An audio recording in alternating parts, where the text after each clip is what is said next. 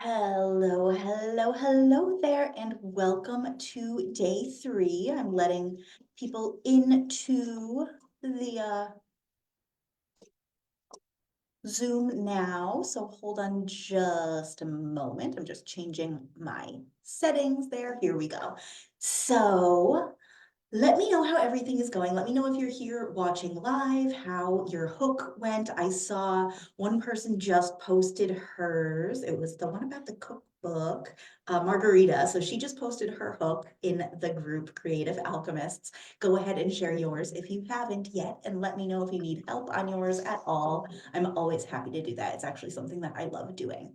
So again, for those of you who are new to the group, because we still have people signing up for the challenge now. I've had like 3 more people sign up just today. So my name is Melissa Congling. I am a spiritual hypnotist, writing coach, and published author. And I help people to write their books quickly in 90 days without getting stuck in overwhelm and overworking. So you can write with more ease, clarity, and focus. So that's what I really focus on. So that's a little bit about me. And let's kind of do a little recap of the past couple days. Yesterday, day 2, we focused on my unique method of spirit guided writing and building your writing habit. Obviously, this is a super important thing to do because if you want to be writing regularly, especially if you want to get your book written quickly, you need to have a solid writing habit. Now, that does not mean you need to be writing for hours and hours and hours every day. What it does mean is you need to be writing consistently. And when you write consistently, you also know how quickly you write, so you know how long it's going to take you. So that was what we covered in the beginning of yesterday's call, and also getting into my unique spirit guided writing technique, which is really connecting with your intuition, your higher self, spirit guides, whatever it is for you to get clarity on your writing, to get guidance on your writing, to help you write more in alignment with what your mission is, both for your book and for your life in general. And on day 1, I'm kind of going in backwards, and a little backwards right now, but whatever. Day 1, we focused on creating the hook for your book. Now, the hook is a 1 or 2 sentence recap of what your entire book is about that draws people in and makes them want to read your book. And also, you start with this now. It's not something you do down the road when you get to the marketing point, you do it now. So it's like that central thesis that you're writing your book around. So you can make sure all of your scenes, if it's fiction, are kind of building up to that same idea, that same character transformation, or if it's nonfiction, so it's all leading up to that core benefit that the reader is getting from reading it.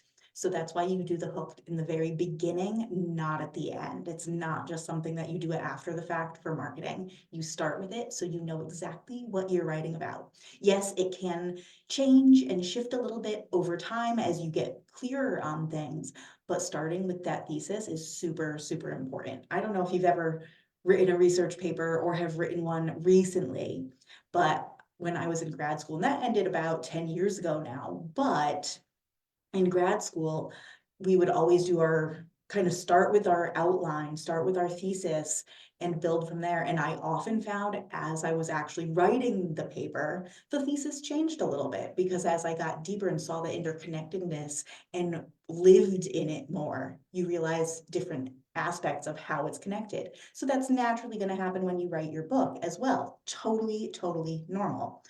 But you want to make sure you have it there so you can come back to it and so you can make sure everything is lining up with it. So that was what we covered in day 1. So today, what we are covering is your vision for your book. Now, your vision for your book is what really helps you not write the book, or not with the actual writing, but it helps you in the process of writing your book. It helps you start writing your book and keep going till the end. So, number 1, when you're talking about the vision for your book, want to know why you are writing your book. So, if you are watching live or if you're in here in the Zoom call with me, go ahead and put in the chat. Why are you writing this book? Why do you want to write a book? Is it something you want to do to share your knowledge? Is it something that you've just had this story that you wanted to share for forever? Whatever it is, put that why in the chat, because knowing why you want to write a book is a pretty important thing. Because if it's just a whim that you had when you kind of get busy, when life gets in the way, it's going to be something that kind of falls to the background. And that's totally normal. If writing a book is just kind of a folly, of course, it's not going to take the precedence. But if you're going to dedicate the time to write your entire book, you want to know exactly why. That's why I am such a big fan of transformational nonfiction, because that why is so often connected not only to the writer, to the author, and how it's changing their lives and has changed their life already, but it's also impacting the life of others. So Margarita just said it helps. So she's writing a cookbook and it can help people and change their lives and marriages. She actually just posted her hook in the group, and I'm going to share it. It's a working woman's guide to home cooking for general health and wealth. So that totally makes sense. It's saying exactly who it's for. And it's talking about what you're going to achieve through this cookbook. Now, it's when you think of a cookbook, you could just think, oh, here's a nice collection of recipes, and that's great. Maybe, but who's going to buy that? This one tells exactly who it's for, a working woman who wants to create generational health. Super, I love that. It's actually a really, really awesome first hook, and you're the first one that has posted that, so I love seeing how clear that is.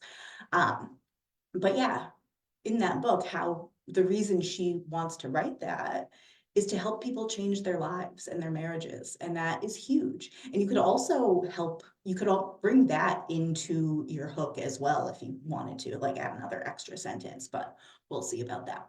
But knowing why you want to write it, both for others and for yourself, is super important. So here's one of a little exercise I like to use whenever I'm kind of doing anything big and getting to the core of why I'm doing it, is asking myself, and for a book, you can actually do this both for yourself and for your reader. So asking the question, what will this give me? So what will writing this particular book do for you? And write out that answer. So it's going to help people change their lives. Okay, so what will that do for you? And then keep going deeper until you get to the core. Just ask that same question over and over again. What will this do for me? Or what will this do for my reader? And get to the core of it. And then you'll know the why for why this is impacting your audience. And you'll know why you are writing it and why you're the best person to be writing this book. And when you know both of those things, why you are writing this book and why it's important to you to do it, and why it's important to the reader to have your version of this book, because this book could be written by hundreds of different people, but your take is always going to be unique, and your audience, your specific audience, is going to relate to yours in a different way than they would relate to someone else's. So knowing why they are going to benefit from your version of whatever story or book this may be is super important, because also when you know that it's going to impact those people and change their lives, when you get a little bored with writing or aren't in the mood or kind of take a little break for a while, knowing that you're denying those people of the transformation you could help them make can help get you back on track, because it's not only about you anymore. And that's an important thing to know, because like if you're only writing a book for yourself, also, readers aren't going to want to read it, because everyone, whether it's this challenge right here or a course you might take or a book you're going to read, everyone is focused on what's in it for them. What are they going to get out of reading your book? So you need to know that part, and you need to know why you're doing it yourself, because you are also invested in it. So knowing those two whys is super, super important. And that helps us to start building that vision for your book. So now that you're getting clearer on what your audience wants, you also want to, and we talked about this a little bit on day one, getting to know who your audience really is super important, because it helps you formulate that hook. It helps you know why you're writing your book. This is super important. But then when we get into the visualization process, which I believe having a vision for your book is so, so important, which is why this day is dedicated to that. But in order to envision your book and how it's going to be received by your audience, you need to know who that audience is. So like I said a minute ago, Margarita's is for working women. She could even bring that a little further and say, like, working single or working mothers or working married women versus single women. Like, it could be all over the place. And or many different options, not all over the place. It could be narrowed down even more instead of just working women as a whole, because I work with a lot of different women. We're definitely not all the same. Some of us are married and have kids. Some of us are single. Some of us are nearing retirement. Some of us are in our first job ever. It's all over the place. So you could narrow working women down even more to get more clear and to really draw them in. And think about it this way. If you close your eyes right now and picture your ideal reader reading your book, who is that person? Describe them. Now, does that mean it matters what color their hair is? No. Does it matter how tall they are? Well, no. But what are their core values? What do they do every day? Think about these things. Start envisioning your audience in a bigger way. And this helps not only get clear on the bigger vision for your book, it also helps you start building your audience, because an audience platform is super, super important. Because if you're self-publishing, you need to be having that audience built already, not after you write the book, but while you're writing the book. So you already have them ready to buy as soon as you publish it. And if you're going through a traditional publisher, they want you to have a platform now, because people buy the author just as much as they buy the book. So they want to know that you have followers. So Margarita just asked, what if I have a specific person I know in mind? Okay, perfect. Then think of that person and think of the qualities of why of that person, or the qualities that person has of why you're writing this book for them, and write out those qualities. Because it's not just the person specifically. You can totally envision that specific person when you're doing the visualization for your book, but look at the qualities that they have and why you're writing that book for that person particularly. So that's even like, if you know that you have that specific person, it almost makes it easier, because you know, like, okay, this person has this going on in their life, they've got that going on in their life. You can really pinpoint that, and you can even ask them, like, do some, audience research, asking her, or yes, her, because you said women, what she wants in a cookbook. That's perfect. And find other people like her and ask them what they want. It's perfect for research for your book. So yes, having a specific person gives you a little bit of a head start. It's not just kind of searching for them in the giant world of Facebook, right? So yeah, if you have a specific person in mind, go for it. That is actually super head start. Yay. So yeah, getting that vision of who the audience, who that perfect reader is, super important. And then, as I was saying, envision them reading your book. What's their reaction going to be?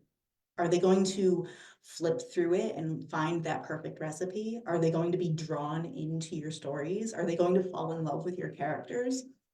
And this isn't for the writing aspect. This is for the more manifestation of your book itself. Visualize them loving the heck out of your book. Because once you start envisioning that, and you envision how much your audience is going to love your book, it keeps you motivated to get that book done.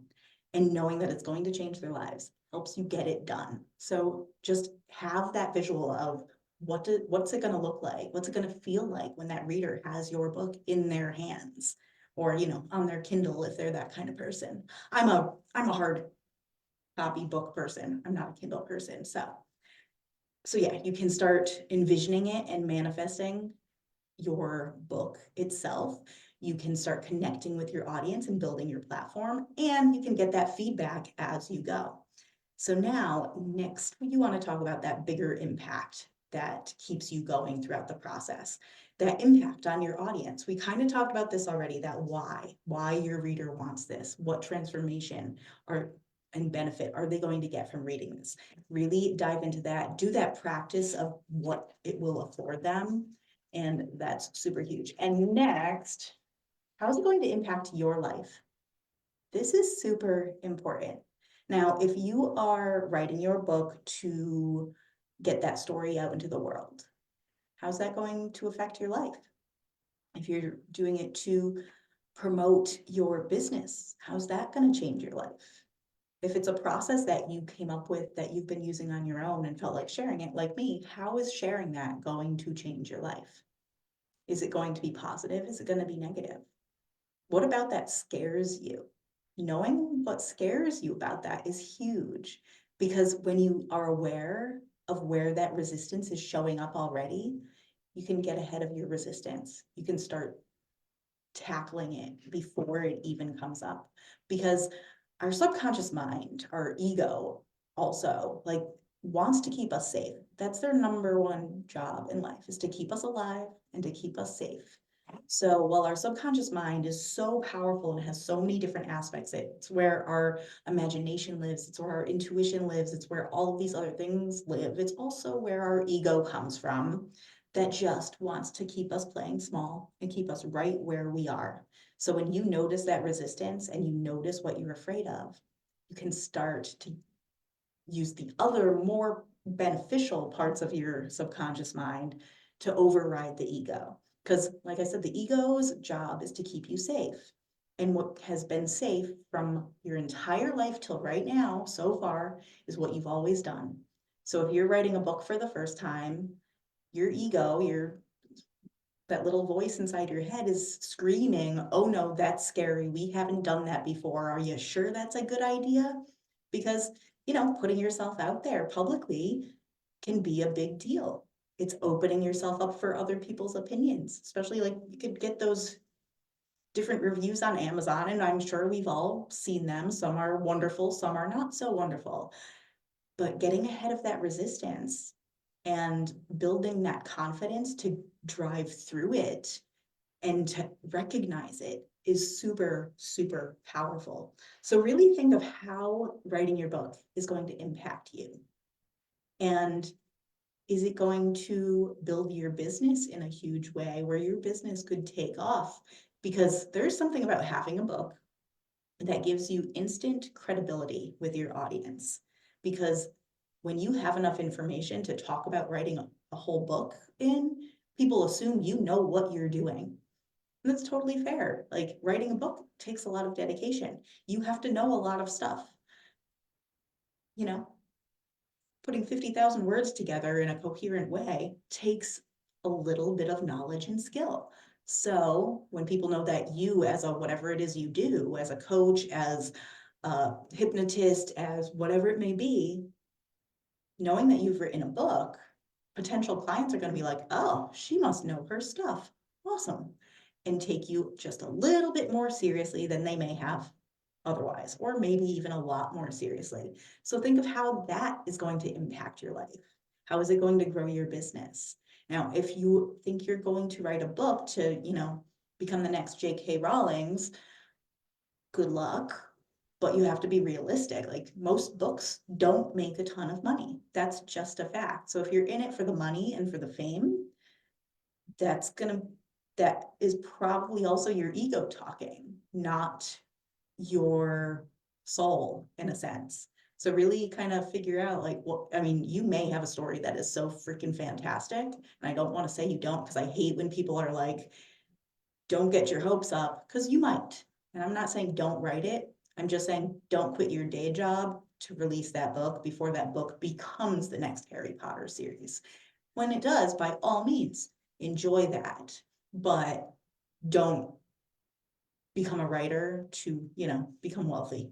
It's not the best and most likely use of our time or realisticness. Is realisticness a word? I don't think so. But anyway, this is where that knowing why you want to write is super important. If you're doing it for the fame, if you're doing it for the money, look a little deeper and see what else is it that you want to write this book for, and why is it important for you to have that fame? Why is it important for you to have money through writing? There are other ways you can make money through writing that is a lot more stable than writing a book and hoping it becomes a bestseller.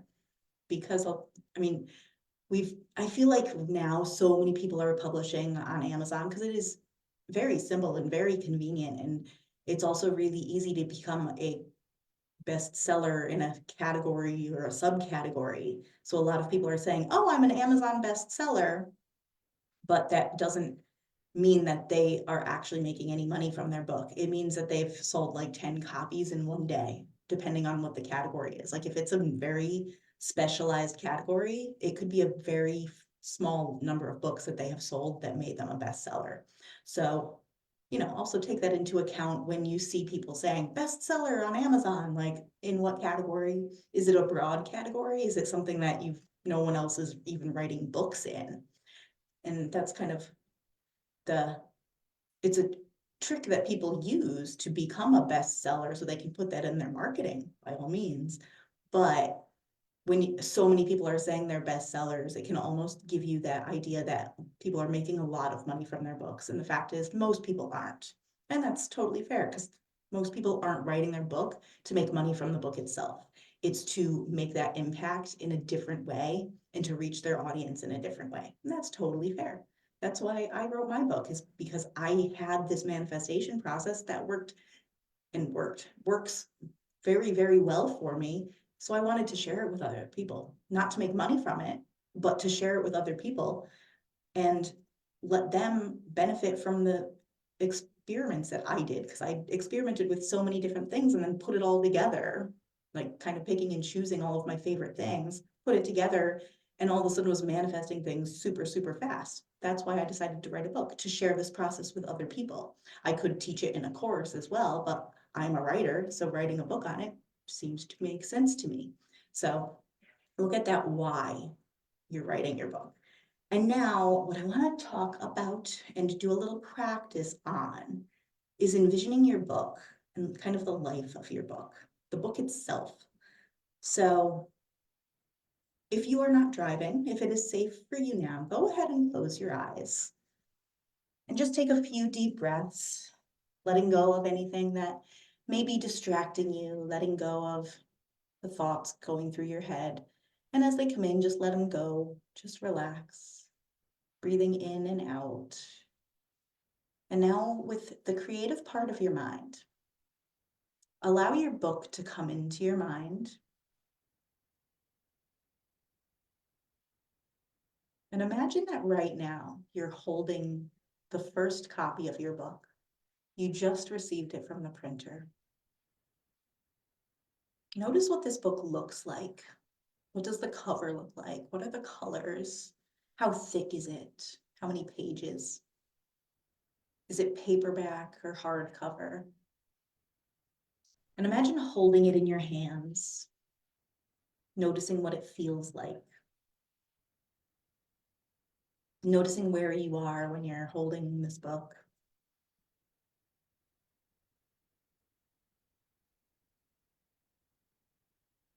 And take a few moments now just to experience holding your book, noticing what it looks like, what it feels like in your hands. Maybe you can even see the words on the cover, the title.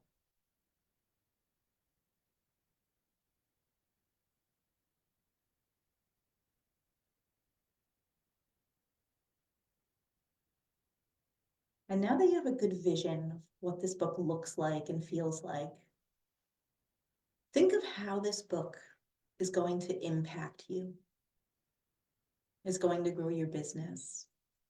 Is it going to bring you closer with certain people? Is it going to be a healing process for you writing this book? Is it going to grow your business? Is it going to share that story you've had growing in your mind for years?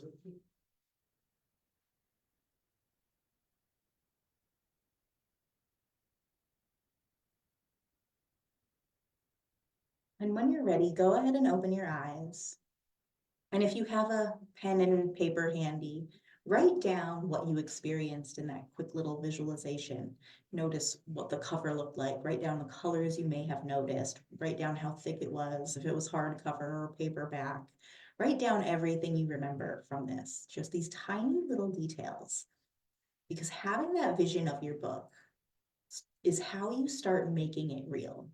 Because with manifestation, it's everything that we do in our lives, whether it's, cooking dinner, something as simple as cooking dinner. First, you have that thought of what am I going to cook for dinner? And you start thinking of it in your mind. That mind, that mental picture is what starts getting dinner on the table. You go through that process of, all right, I have this vision that I want, I don't know, steak and potatoes for dinner. And you do what you need to do to get that steak and potatoes on the dinner table. That could happen in a number of ways. You could go to the store, buy some steak and potatoes and cook them. You could go out to dinner. You could manifest your boyfriend or husband or significant other cooking dinner for you. There are many different ways that dinner could end up on your table tonight. And the same thing happens with your book. When you start visualizing what your book is going to look like, what it's going to feel like, the impact it's going to have on you and others, you start making that book a reality right now. And that is super, super powerful. Without that vision of the end goal of your book in your hands or on your Kindle, whatever it may be, you're going to be kind of floating around unsure of where you're really going. Having that vision of where you are going, of what you want to bring into your life with your book is super, super powerful. And now, as you have this vision of your book, also notice if you have any resistance to this. Is that voice telling you, this is going to take too long? This is going to be too hard? Who are you to write this book? All of these different things. It happens to the best of writers because writing, everyone thinks that the hard part about writing a book is the time it takes. And it does take time. But the harder part is getting through that resistance because writing a book is really a mindset game. And getting through all of those different challenges as you encounter them is super, super important. And that's why self-hypnosis and hypnosis can help you so much getting through all of these, because it helps get you through those blocks. It helps you build that confidence. It helps you write with more clarity and write faster. It helps you in so many different ways. And about a year ago, I wanted to tell the story. Actually, someone tagged me in a post that Anna, who is signed up, and I believe she's watching the replays for this. About a year ago, I ran a master class on connecting with spirit guides. And she was in the process of putting together a journal. And it was something that was part of a different program she was doing, was publishing a journal to help promote her business. And she was having lack of clarity in where she wanted to go with this journal. So I did this master class on connecting with your spirit guides. And in the meditation that we did at the end, it was a very quick meditation. It was like maybe 10 minutes or so. I led them through and I asked them to ask if it was like, just say if it was about something specific that they were looking for guidance on. She apparently asked her guides about clarity on this journal. And we went through it. And she got the guidance from her intuition, from her spirit guides, from whatever it is inside her subconscious mind. And she was able to then, after kind of struggling and getting writer's block for a while on this journal, she outlined the entire thing in 2 hours and had it to the publisher pretty quickly thereafter. So that's how powerful working with spirit for your writing and self-hypnosis to do that can be. She got this done so quick, and it actually surprised me because at that point in time, like, I knew that I had been connecting with my guides for the creativity side of things, particularly with writing, but it never, like, at that point in time, it still hadn't even occurred to me that I could help other people do that. And hearing her story of how she wrote or finally outlined her journal and got all of the content and everything done for it in 2 hours was so eye-opening for me of how powerful my process was and how it can impact other people as well to help them get their creative works out there into the world, and how to get out of your own way. I feel like so often I see this in different writers groups on Facebook where people who have been working in a more logical, critical career decide they want to write again. They miss their creative side. They want to bring that back. And they often ask, how do I get back into the creative side of things? And so often people just comment very unhelpful things like, you can't teach creativity, just make yourself write. Like, of course, if you want to start writing, you write. That's not, that's kind of like saying, if you want to cook dinner, cook dinner. We know that part. It's the, but what am I going to cook? How am I going to start writing? What do I start writing? These things. But when people say you can't teach creativity, now you can't, because creativity is something that all of us already are. It is something that we are born as, especially women. We are meant to create things. We create children. We create everything. We are creators. Humans in general are creators. It's what we do. We're also storytellers. Humanity has survived through storytelling. So of course, most of us want to write books, but you can't teach that creativity because it is an innate part of us. What you can do is unlearn the critical, logical side of things, unlearn how to second guess everything you do, unlearn how to try to force everything into being some logical equation, unlearn only looking at it from the logical side. When you do that, you let your creativity out. And that is what happens in hypnosis. That's why writing with self-hypnosis helping me helps get that critical side out of my mind. It helps get that self-editing part of my mind away. Because in hypnosis, what happens is your logical, critical mind goes to the background. And now we need that logical, critical part of our mind. It's always going to be there on some level. But when we get it out of the way and our subconscious mind comes forward, which is where our imagination lives, where our intuition lives, where creativity is formed, then it comes forward when that critical, logical part of our mind comes out. So when people say you can't teach creativity, it's not about teaching creativity, it's about unlearning the other part, the logical part, the critical part, and not relying on that anymore, because so many of us, that's what we rely on almost all the time. But it's our subconscious mind that is much more powerful. So in my program, the Creative Alchemy Collective, I'm going to help you write your book quickly and easily using that part of your mind, using your powerful subconscious mind. We're going to do it through spirit-guided writing, through learning self-hypnosis to help you get through those different layers of resistance that you may encounter along the way.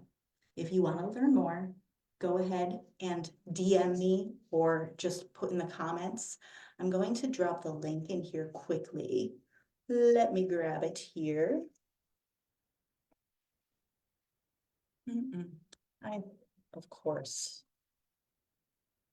closed it. So I'm going to put this in here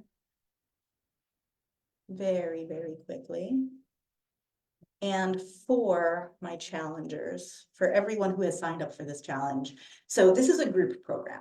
It's going to be about 12 weeks long, weekly calls to get through the mindset resistance, to get feedback on your writing, to, have that help along the way, assisting you, keeping you going, and also another big thing, writing can get lonely. So we're going to have a community as well to keep us going so we don't get stuck and get isolated. And there's also going to be an online course aspect so you can learn these different lessons of how to create your hook, how to build your outline, how to do all of these other things with your writing. And you can do that in your own time. They'll be built into the calls as well, but having that online course to support it is also going to be huge. So this is the group program, I'm only opening it to 10 people at this point in time because it is brand new. And because I like to get involved in the projects, it's something I've always loved doing. I want to limit it so I don't get overwhelmed and so I can give people the dedicated attention that they deserve and that their book deserves. Now, there is a VIP option where you can also get one-on-one time with me, which will include 3 one-on-one calls. So for everyone who signs up between now and April 14th, who has been in this challenge, you'll also get one one-on-one session with me for free. It's a $500 value. And if you are one of the first 3 people that sign up, you're going to be upgraded to VIP with 3 one-on-one sessions. So the whole program right now, when it is totally evergreen and completed, it's going to be over $2,000. But right now, it is only $1,111. So it's 1111, one of my favorite numbers. So if you'd like to learn more, check out that link and feel free to DM me. And I'll talk to you soon. Have a great day. Bye.